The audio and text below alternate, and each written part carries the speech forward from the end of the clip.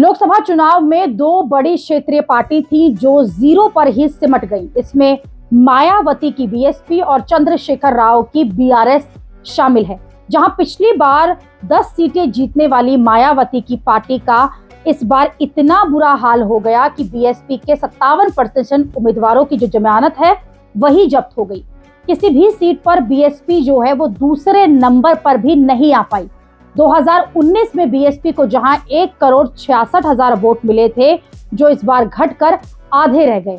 और जिन 10 सीटों पर बीएसपी पिछली बार जीती थी उसमें वो तीसरे या चौथे नंबर पर लुढ़क गई है। हालांकि मायावती का ये जबरदस्त घाटा जो है यूपी में मोदी और योगी की जोड़ी के लिए फेस सेविंग साबित हुआ। यूपी में ऐसी 16 सीटें रही हैं जहां बीएसपी का नुकसान सीधे एनडीए के लिए जीत में बदल गया।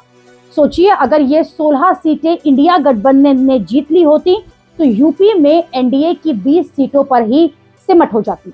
अगर मायावती भी इंडिया गठबंधन में शामिल होकर लड़ती तो यूपी में बीजेपी का हाल जो है वो और बुरा हो जाता। यूपी में 16 सीटें ऐसी हैं जहां बीएसपी को बीजेपी और उसके सहयोगी की जीत के अंतर से ज्यादा वोट मिले।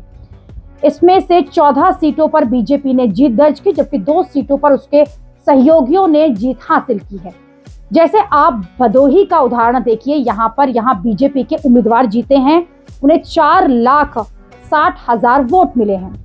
दूसरी तरफ इंडिया गठबंधन के जो उम्मीदवार हैं उन्हें 4,20,000 वोट मिले। तीसरे नंबर पर यहाँ मायावती की बीएसपी के हरिशंकर रहे और उन्हें 1,55,000 वोट मिले। अगर बीएसपी को मिले यही वोट इंडिया गठबंधन को जाते तो उनकी जीत तय हो जाती।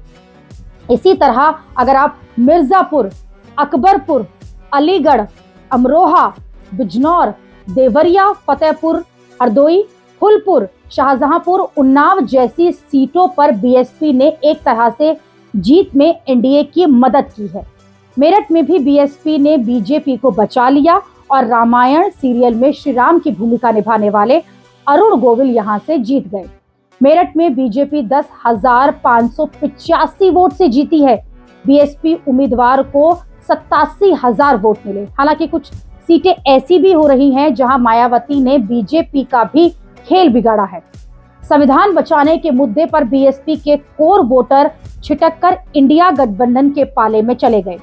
मायावती ने इस बार सबसे ज्यादा 35 मुस्लिम उम्मीदवारों को टिकट दिया था और दलित मुस्लिम कॉम्बिनेशन बनाने की एक पुरजोर कोशिश की थी, लेकिन मायावती को मुस्लिम वोट नहीं मिले और इसलिए नतीजों के बाद मायावती ने मुस्लिम समाज से अपनी नाराजगी भी जताई।